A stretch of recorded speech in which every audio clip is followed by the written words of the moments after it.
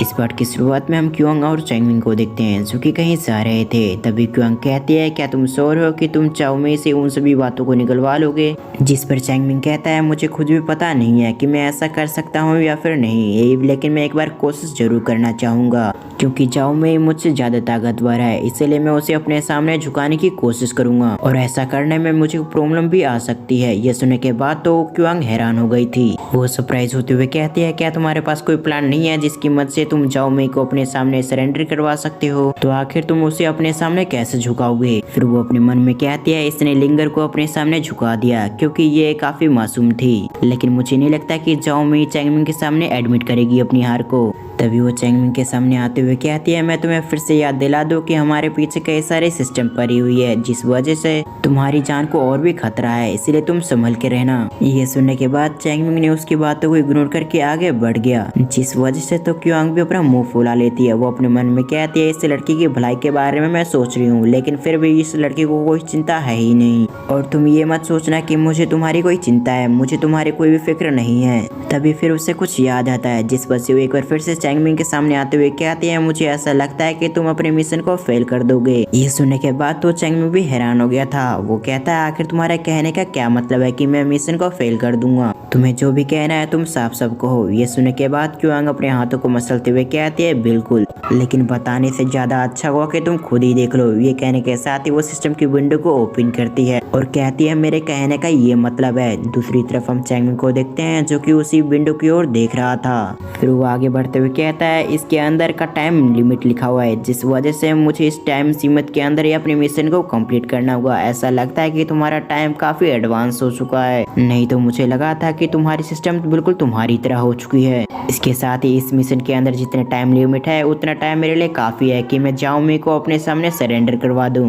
इसके साथ ही मैं इसी कलर की ड्रेस तुम्हें पहना के देखूंगा, आखिर तुम लगती कैसी हो उसके अंदर। चैंगमिंग के वर्ड को सुनने के साथ ही वो काफी गुस्से में आ चुकी थी। वो कहते हैं, चैंगमिंग, आखिर तुम्हारी हिम्मत भी कैसी हुई मेरे बारे में ऐसे कहने की? अगर तुमने मेरे कपड़ों के साथ फिर से एक बार और गड़बड़ किया तो मैं तुम्हें बिल्कुल भी नहीं छोड़ूंगी। ये कहने के साथ ही वो चैंगमिंग को मारने के लिए उसकी ओर उछलती है। दूसरी तरफ हम एक मैंशन में देखते हैं जहाँ पर कई सारे लेडीज खड़ी हुई थी। इसके साथ ही उसके अंदर से चाओ में की आवाज आती है। वो उन सभी से कहते हैं कि तुम्हें और भी अच्छे से करना चाहिए क्योंकि तुम अभी भी अच्छे से नहीं कर रही हो। जिस पर एक लेडी कहती है, मास्टर, हम इसे और भी कंटिन्यू नहीं कर सकते, ये प्रैक्टिस हमारी लिमिट से बाहर है, कृपया इस प्रैक्टिस को यहीं पर रोक दें।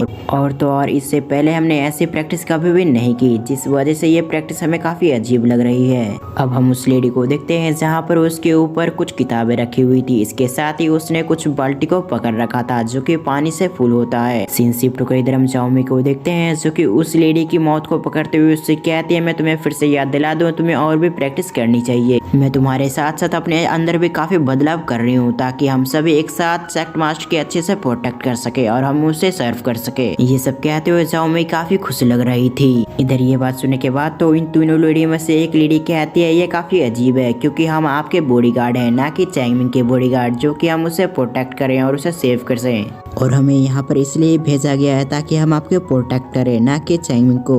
उनकी बातों को सुनने के बाद चाओ में काफी गुस्से में आ गई थी। वो पीछे पलटते हुए कहती है, आखिर तुम्हारी हिम्मत भी कैसी हुई हमारे सेक्ट मास्टर के बारे में ऐसे शब्द कहने की? और ये ऑर्डर्स मेरे हैं, जिस वजह से तुम्हें इस बात को मानना ही पड़ेगा, और अगर तुम मेरी बातों को नहीं मानती हो तो फिर पनिशमेंट के लिए तैयार रहना। जब वो ये शब्द उससे कह ही रहे थे तभी वहाँ पर कोई आ चुका था। इसके साथ ही इधर चाओ में अपनी बातों को कंटिन्यू रखते हुए उन दोनों से कहती है कि तुम तीनों को जाओ और 2 घंटे तक वहाँ पर जाकर प्रैक्टिस करती रहो जब तक मैं तुमसे ना कहूँ। अगर तुमने मेरी इस पनिशमेंट को एक्सेप्ट नहीं किया तो फिर मैं और भी बड़ी पनिशमेंट दूंगी जिससे तुम बच नहीं सकती। तभी उन चारों का ध्यान चैंगमिंग पे आ जाता है जो कि आते के साथ ही कहती है, आखिर आप यहाँ पर क्यों आए सेक्ट मास्टर? आप मुझे बता देते, मैं आपके घर खुद ही आ जाती।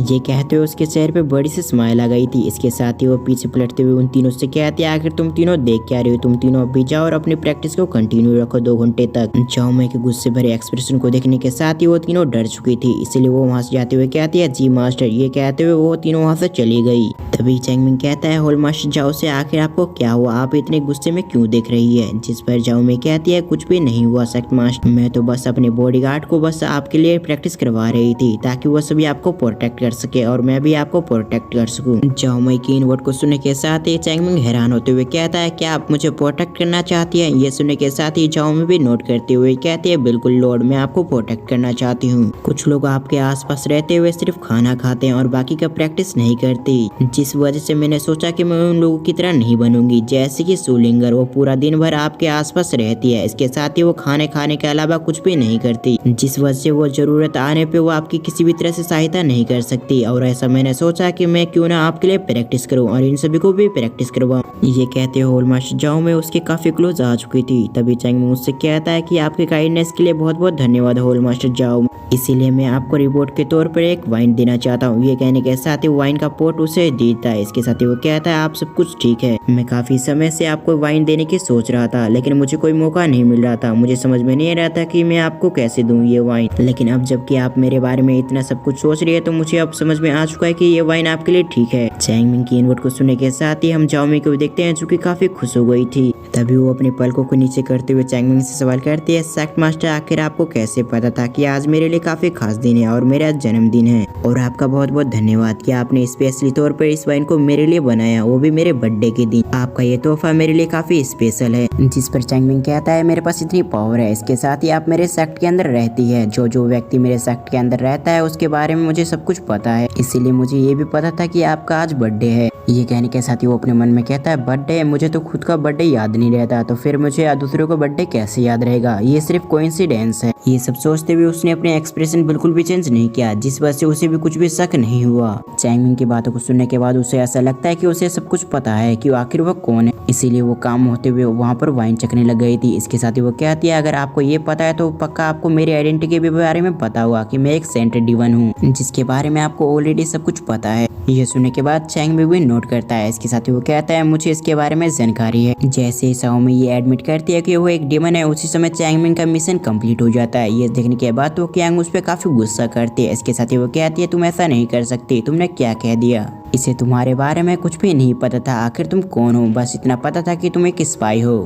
फिर क्यूआंग चैंगमिंग की तरफ देखते हुए उससे कहती है, तुम चीटिंग कर रहे हो। ये कहने के साथ वो अपना मुंह फुलाकर वहीं पर बैठ गई थी। इधर जाओ मैं चैंगमिंग से कहती कि आज काफी खास दिन है, जिस वजह से मुझे लगता है कि आपको मेरे साथ बैठकर ड्रिंक करना चाहिए। ये कहने के साथ वो काफी क्लोज फिर से आ गई थी। ये देखते हुए कि वो जाओ में उसकी करीब आ रही है, वो उसे रोकता है। इसके साथ ही वो कहता है, तुम जरा वेट करो, एक्चुअली मैं इसलिए आया हूँ ताकि मैं आपसे कुछ डिस्कस कर सकूँ। ये सुनने के साथ ही वो भी सरप्राइज हो गई थी। इसके साथ ही वो कहती है, डिस्कस? जिसके बाद वो दूसरी तरफ पलटते हुए कहती है, ठीक है, लेकिन आपको सबसे पहले मेरे साथ ड्रिंक करना होगा, उसके बाद ही मैं आपसे डिस्कस करूंगी। और फिर आगे की बात अपने मन में कहती है कि सेक्ट मास्टर यहाँ पर आए हैं, जिस वजह से मैं उनके मौके का फायदा जरूर उठाऊंगी ताकि वो मेरे साथ ड्रिंक करे। ये सुनने के बाद चैंगमिंग कहता है, आपने अभी कुछ समय पहले कहा था कि आप सभी की प्रैक्टिस करने में मदद करेंगी, जिस वजह से मैंने भी सोचा कि यहाँ पर आकर मुझे भी प्रैक्टिस करना चाहिए, तो क्या आप मुझे प्रैक्टिस करवा सकते हैं? ये सुनने के साथ ही जाओमी हैरान हो गई थी। इसके साथ ही वो कहती है, प्रैक्टिस? फिर वो नोट करते हुए कहती है, जरूर, मैं आपकी सहायता जरूर करूंगी। इधर चैंगमिंग एक बार फिर से कहता है, अगर आपको अब बुरा ना लगे तो मैं क्या आपको मेयर कह सकता हूँ? ये सुनने के बाद तो जाओमी हैरान हो गई थी। इसके साथ ही वो काफी खुश होते हुए अपने मन में कहती है, सेक्ट मास्टर मुझसे रिक्वेस्ट करें, और वो भी इतने प्यार से, इसलिए वो उससे कहती है, बिल्कुल, आप मुझे मेयर कह के पुकार सकते हैं। इधर चैंगमिंग अपनी स्किल की मदद से देखता है कि जाओमी उसके लिए लोयल बन चुकी है। अब वो जाओ नहीं रही, जो कि सिर्फ उसे मारना चाहती है। ये देखने के बाद तो उसके चेहरे पे स्माइल आ चुकी। फिर अगले सीन में देखते हैं जहाँ पर वो दोनों फाइटिंग करने की प्रैक्टिस कर रहे थे और आसपास की चीजें डिस्ट्रॉय हो रही थी, और वहाँ पर दो लेडी भी होती है जो कि बात करते हुए कहती है, 2 घंटे से यहाँ पर सभी कुछ डिस्ट्रॉय कर रहे हैं, आखिर उन्होंने आपस में लड़ना क्यों शुरू कर दिया?